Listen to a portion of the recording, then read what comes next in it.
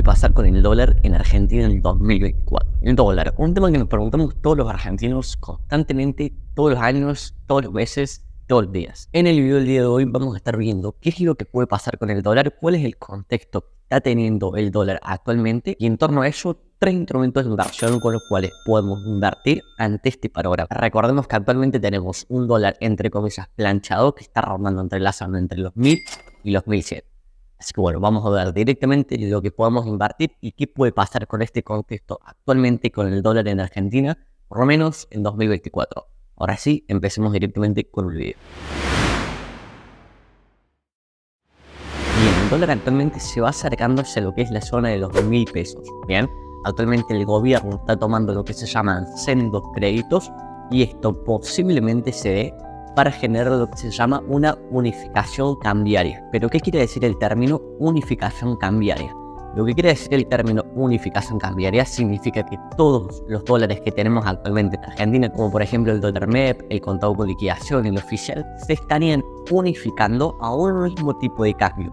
Y a medida que se unifica a un mismo tipo de cambio, estaría rondando aproximadamente, si lo estimamos, en la zona de los 1000 pesos. Esto empezaría a avanzar, o sea, continuaría subiendo el dólar a medida que vaya subiendo la inflación en Argentina y obviamente entre otros factores externos. Pero eso es un poco el concepto básico de unificación cambiaria, unificar los tipos de cambio en un solo precio y un solo valor. Recuerden que desde el mes de diciembre venían diciendo justamente que el gobierno puede llegar a buscar esta unificación cambiaria, pero justamente con muchísimas menos restricciones de las que tenemos hoy por hoy actualmente con los cepos. Lo que sí habrá que ver si el gobierno logra quitar todos los cepos, porque está claro que todo lo que es la contención del dólar y esta baja del dólar que estamos viviendo actualmente es clarísima acumulación de reservas para luego operar justamente a un precio promedio. Con ajuste fiscal y un plan que logre desregulaciones bajas de impuestos, en este caso retenciones, hará que la economía rebote, donde ahora en este momento podemos estar en la parte media de la caída con nuestros dólares también, para ver qué se puede hacer con este dólar planchado que están teniendo hoy por hoy actualmente. Una estrategia típica que se realiza cuando el dólar está planchado o mismo cuando el dólar está bajando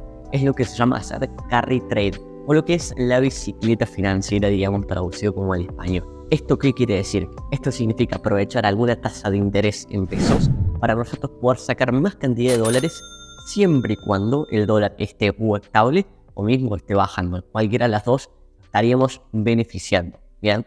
¿Con qué activo se suele hacer esto? Bueno, por ejemplo, el activo más conocido por todo el mundo es el plazo fijo, ya que tenemos una tasa de interés mensual fija en un plazo fijo, habitualmente en 30 días. Entonces, si la tasa actualmente del plazo fijo de manera mensual aproximadamente está entre el 7 y el 8% y tenemos un dólar planchado, lo que estaríamos generando es que si el dólar se mantiene planchado durante los 30 días y nosotros tenemos un rendimiento del 8%, ese 8%, si bien es en pesos, también vamos a tener un 8% más de dólares de lo que invertimos en un momento. Pero ¿cuál sería entonces la desventaja del carry trade o la bicicleta financiera? Bueno, en este caso corremos con un factor muy importante, que es la inflación, principalmente el dígito de la inflación mensual contra el dígito de tasa de interés de plazo fijo. El problema está en que, bueno, ya todos sabemos qué es lo que es el porcentaje de inflación. Históricamente le ha ganado a lo que es el porcentaje de tasa de interés que nos da el plazo fijo. Entonces, lo importante aquí, en caso que uno decida hacer un carry trade, es definir bien su estrategia y objetivo. Por ejemplo, a lo mejor hacer una tasa en pesos especulando un dólar planchado con el objetivo de que con esa tasa en pesos que se va a generar en tasa en dólares de interés, siempre y cuando el dólar se mantenga planchado, ese interés que vamos a estar recibiendo, que vamos a tener más cantidad de dólares de lo que teníamos en un principio, si todo sale bien, entonces ese interés lo pasamos a invertir en algún activo financiero como una acción, un CDR, una cripto, un bono, lo que sea. Pero no en capital a lo mejor que necesitamos para ir al supermercado, hacer las compras del mes y demás, porque lo vamos a ver reflejado después en la inflación que están teniendo mes a mes, que por consecuencia afectan a todos los productos que, bueno, ya estamos acostumbrados los argentinos en el día a día a lidiar con el efecto de inflación. Entonces, redefinir bien la estrategia en caso de querer hacer una tasa en pesos para aprovechar y especular ante un dólar planchado de aquí en adelante, buscando esta unificación cambiaria que puede generarse de aquí en el corto y mediano plazo en Argentina, y en torno a eso sacar una rentabilidad en dólares para posteriormente invertir en algún otro tipo de activo financiero. Es una estrategia agresiva que justamente tenemos el primer factor de inflación que nos va a estar corriendo atrás constantemente y segundo obviamente el riesgo en que no sabemos si en algún momento el dólar se va a llegar a disparar. No lo sabemos ni vos, ni yo, ni absolutamente nadie. En algún momento para otro se puede dar un disparo en el dólar por algún motivo en particular y eso evidentemente si estamos dentro de un plazo fijo de 30 días, por 30 días no podemos mover el capital. Obviamente ahí vamos a tener un efecto de devaluación del capital y ese es el riesgo principal cuando uno quiere hacer tasa en pesos con un dólar planchado haciendo un carry trade. Los instrumentos están constantemente en el mercado, pero los riesgos también. También podemos hacer tasa en pesos con otros activos financieros, como por ejemplo los bonos share. Uno de los bonos más utilizados para hacer esto es el bono TX26.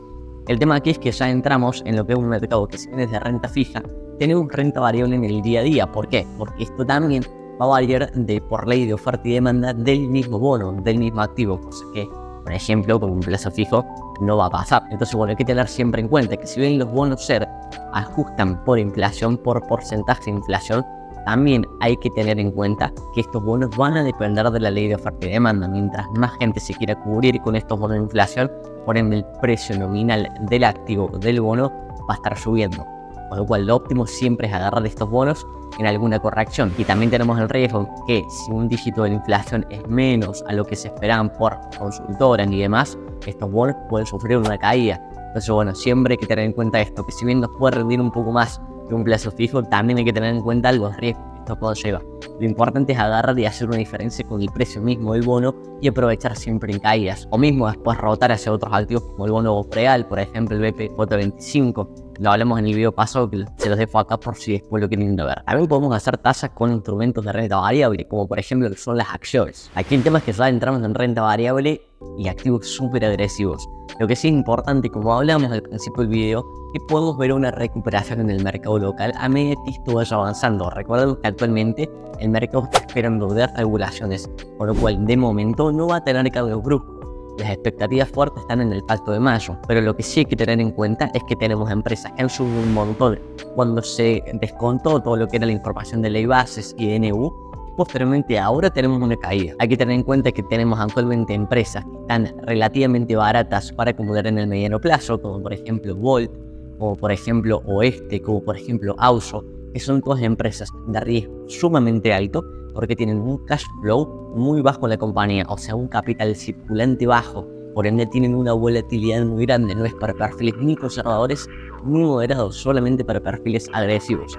Si quieren hacemos un video directamente hablando después de estas compañías para tener en cuenta porque hay que aplicar estrategias muy determinadas y hay que saberse mover de corto y mediano plazo con estas empresas, tanto como ajustar stop loss, como vender en los take profit y demás. Y después obviamente podemos continuar haciendo tasa de rendimiento con CDRs. Lo que sí hay que tener en cuenta es que si el dólar está planchado, los CDRs no se van a mover por contado con liquidación.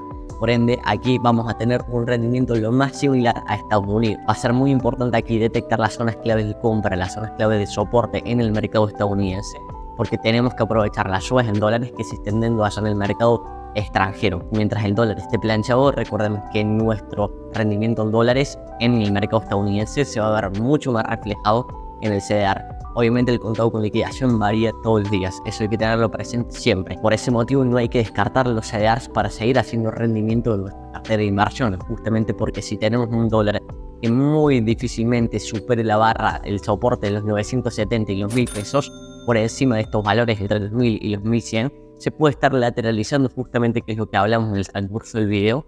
Por ende, si agarramos buenos rendimientos en dólares con empresas como Apple, por ejemplo, que está llegando buena zona de soporte en la zona de los 165 y 156, tenemos buenos soportes. Mercado Libre en la zona de los $1500 se pone bastante atractiva. MicroStrategy, por ejemplo, con el efecto Bitcoin, teniendo comprado el 1% capital total de Bitcoin, esperando justamente acá en 15-20 días un halving en Bitcoin, son empresas que se plantean una oportunidad de mediano plazo. Obviamente con el riesgo que conllevan y sobre todo a través de los CDRs, bien, porque tenemos también este efecto contado con liqui que va a hacer variar el CDR. Así que bueno, espero que te haya gustado el video, no te olvides suscribirte al canal, unirte directamente a lo que es la comunidad, el canal gratuito de WhatsApp, estamos enviando información relevante todos los días de manera gratuita, y cómo no unirte en el grupo VIP, que hemos estado operando muchos de estos bonos que hablamos el día de hoy, muchas de estas empresas que hemos hablado el día de hoy como CDRs o como acciones, las estamos operando constantemente. Sin nada más que decir, nos vemos directamente en el siguiente video. Chau, chau.